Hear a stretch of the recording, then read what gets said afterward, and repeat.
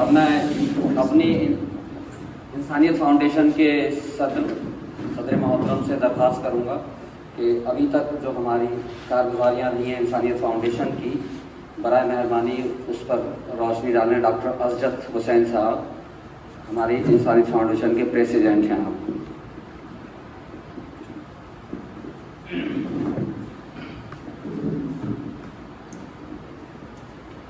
السلام علیکم ورحمۃ اللہ وبرکاتہ۔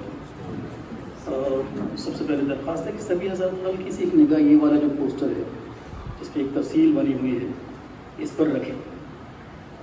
انسانیت فاؤنڈیشن کا قیام جس طرح سے مختلف دیگر آرگنائزیشنز خاص طور سے مسلم سماج میں کام کر رہی ہیں اور پچھلے 2 سال میں جو ایک عالمی بحران کی کیفیت سے انسانیت گزری ہے، ہندوستان کے معاشرے میں چاہے وہ انٹیریئرز کا ہو یا شہروں کا معاملہ ہو اور تقریباً زندگی کے ہر شعبے میں چاہے روزگار ہو، صحت ہو، کھانے پینے کی چیزیں ہوں، اس سلسلے میں جس انداز سے ان آرگنائزیشنز نے، ان گروپس نے کام کیا ہے، یہ یقیناً اللہ رب العزت کی عطا ہے، توفیق ہے اور یقیناً قابل تحسین ہے۔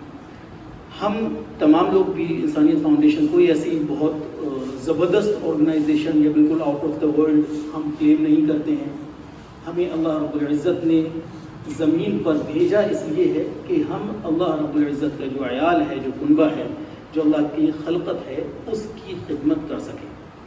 اور انسانیت فاؤنڈیشن بھی اپنی جو محدود وسائل اور ذرائع ہیں ان کے اندر رہ کر اسی کام کو انجام دینے کی کوشش کر رہی ہے، جس کی ایک چھوٹی سی فہرست جو ہے یہاں ہے۔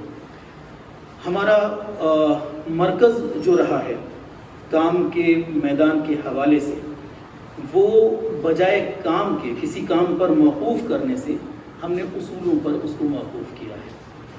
اور بنیادی اصول یہ ہے کہ ہم ایک ایسا ماحول ہم مکلف تو صرف اپنے اطراف کے ہیں، کوشش اور نیت انشاءاللہ پورے عالم کی ہے، اور ہمارا جو ہم پر جو زیادہ حق ہے وہ ہمارے اطراف کا، ہمارے گھر والوں کا، یعنی الاقرب فالاقرب جو شریعت کا اصول ہے اس کے مطابق۔ تو ہمارا کوشش اور ہمارا معاملہ یہ ہے کہ ہم یہ کوششیں کرتے رہیں کہ ہمارے اطراف کے ماحول میں جو اس وقت انسانیت سوز حالات پیدا کیے جا رہے ہیں یا پیدا کیے جانے کی کوششوں کے ذریعے پیدا خود بخود ہو رہے ہیں، ان سے ہم اس انداز سے ان کی دفع کرتے رہیں کہ کوئی بھی ایسی بات پیش نہ آئے جس سے دل شکنی ہو۔ ہم ہندوستان میں رہتے ہیں اور میرا ذاتی تجربہ، ہم ویسٹرن ممالک میں بھی ہم گئے ہیں اور مڈل ایسٹ میں بھی قیام ہے اس وقت، اور ہندوستان اور پاکستانیوں سے بہت سارے تعلقات ہیں، بنگلہ دیشیوں سے تعلقات ہیں، یعنی بیرون سفر کے حوالے سے سفر ہے۔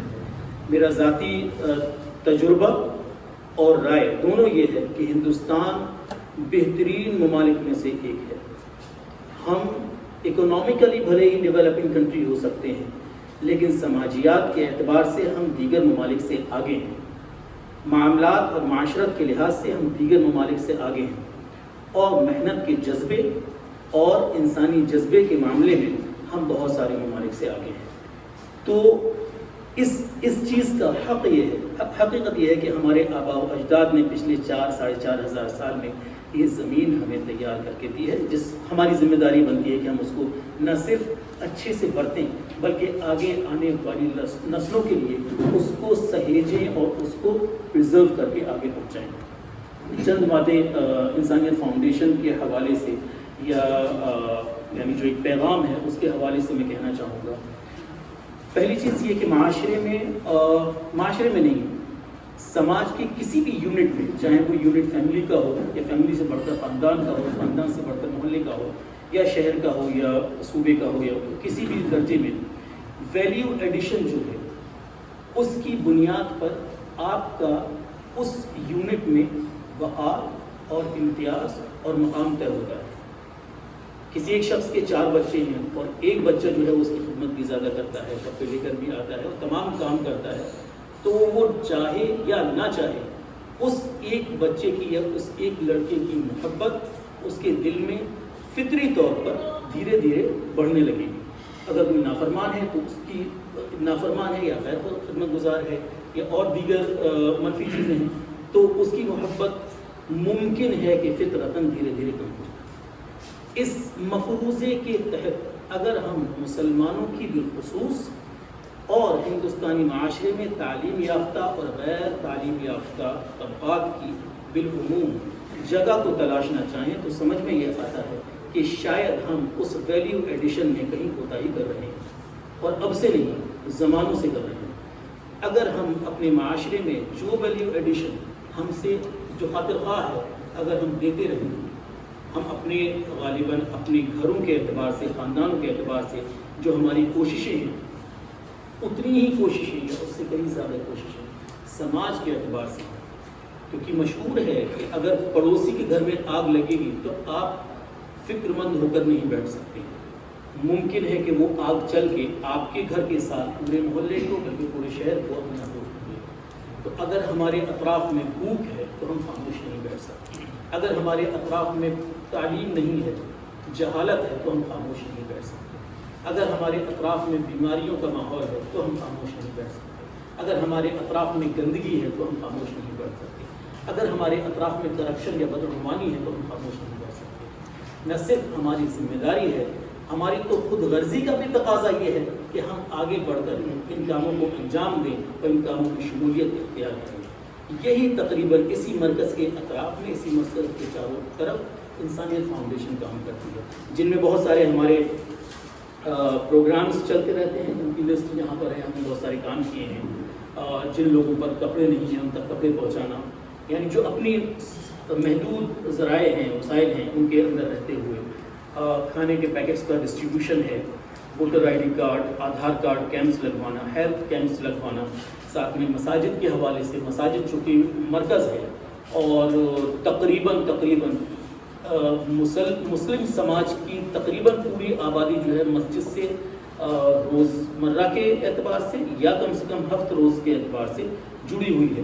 مساجد تک خدمت خلق کو جوڑ کر کے سماج کے آخری کھڑے ہوئے انسان تک ان پیغامات کو پہنچانا، یہ انداز ہمارا اختیار کیا ہے ہم لوگوں نے. اور اس کے علاوہ بہت سارے ایسے کام ہیں جو نہ صرف ان آرگنائزیشن کو، خاص طور سے جو مسلم سماج کے آرگنائزیشن سے بھی تقریباً سبھی آرگنائزیشن کو کرنا چاہیے، جس سے انسانیت کا وجود جڑا ہوا ہے. اور الحمدللہ انسانیت فاؤنڈیشن جناب راحت سلطان صاحب کی قیادت میں ان کاموں کو انجام دے رہی ہے، جن میں سے سرے فہرست جو ہیں وہ واٹر کنزرویشن کا پروگرام ہے، رین واٹر ہارویسٹنگ کا پروگرام ہے. مساجد میں وضو کیا جاتا ہے، وضو کا پانی صاف ہوتا ہے، پاک تو نہیں کہہ سکتے لیکن اتنا گندگی نہیں ہوتی جو نالیوں کے پانی کا حال ہوتا ہے. تو اس پانی کو کس طرح سے واپس زمین میں بھیجا جائے اور زمین کے واٹر لیول کو کم سے کم متاثر کیا جائے، اس حوالے سے راحت سلطان صاحب نے بہت کام کیا ہے. واقعی میں قابل مبارکباد ہیں راحت سلطان صاحب اس حوالے سے. مساجد کے ذریعے جو پروگرامز چل رہے ہیں ہمارے، اس میں ایک 40 نکاتی پروگرام ہے جس کا پیمفلٹ ہمارے پاس موجود ہے. جو بھی ہمارے مہمانان میں سے جو بھی لوگ انٹرسٹڈ ہوں وہ لے سکتے ہیں انشاءاللہ، جس میں بچوں کی تعلیم، گورنمنٹ اسکیمز کے ذریعے کس طرح سے استفادہ کیا جا سکتا ہے، اس کے علاوہ جو استفادہ کرنے کے لیے ہمارے جو ایکسپرٹس ہیں، یعنی اپنی رائے بتانے کے لیے، کاؤنسلنگ کے لیے، گائیڈنس کے لیے جو ہمارے ایکسپرٹس ہیں ان کی خدمات کس طریقے سے حاصل کی جا سکتی ہیں. ابھی ہم بہت جلدی انشاءاللہ، یہ تو ابھی تک کے جو کام ہے اس حوالے سے بات ہو گئی، بہت جلدی انشاءاللہ ہم لوگ ویڈیو سیریز شروع کرنے والے ہیں جو کہ اس وقت ضرورت کی چیزیں ہیں. ایڈمیشنز کا موقع آ رہا ہے اور کمپٹیٹیو ایگزامس کا موقع آ رہا ہے، تو جو لوگ اس سلسلے میں کام کر رہے ہیں سالوں سے، ان لوگوں سے رابطہ ہم لوگ کر رہے ہیں انشاءاللہ. یعنی جو ایکسپرٹس ہیں ان کو جو ضرورت مند طلبہ ہیں، چاہے وہ لڑکے ہوں، لڑکیاں ہوں، غریب طبقے سے ہوں یا اتنے یعنی محتاج طبقے سے نہ ہو، ان تک ان ایکسپرٹس کی رائے کو پہنچانا، مدد کو پہنچانا، کاؤنسلنگ کرنا، گائیڈنس کرنا. مدارس کے طلباء کے اعتبار سے مدارس میں بھی سچے کمیٹی کی رپورٹ کے مطابق 2.7% ہماری آبادی مدرسے میں ہے، اور تقریباً مدرسے کا مطلب ہے 2.7 وہ تو بالکل تعلیم کے میدان میں ہیں ہی. ان کو عصری علوم تک لا کر کے اور سماج میں جس کو مکھیہ دھارا کہتے ہیں اس تک جوڑنے کے حوالے سے بہت سارے کام چل رہے ہیں انشاءاللہ. تو یہ مختصراً ہم نے جو انسانیت فاؤنڈیشن کے جو کام ہیں ان کا خاکہ بیان کیا. باقی میں جناب ڈاکٹر ایڈوکیٹ فرید صاحب سے درخواست کروں گا کہ پروگرام کا جزاک اللہ خیر. السلام علیکم ورحمۃ اللہ وبرکاتہ. بہت ہی مختصر وقت میں آپ تمام حضرات نے صدر محترم ڈاکٹر عزیز صاحب کی تقریر سنی انسانیت فاؤنڈیشن کے تعلق سے. انسانیت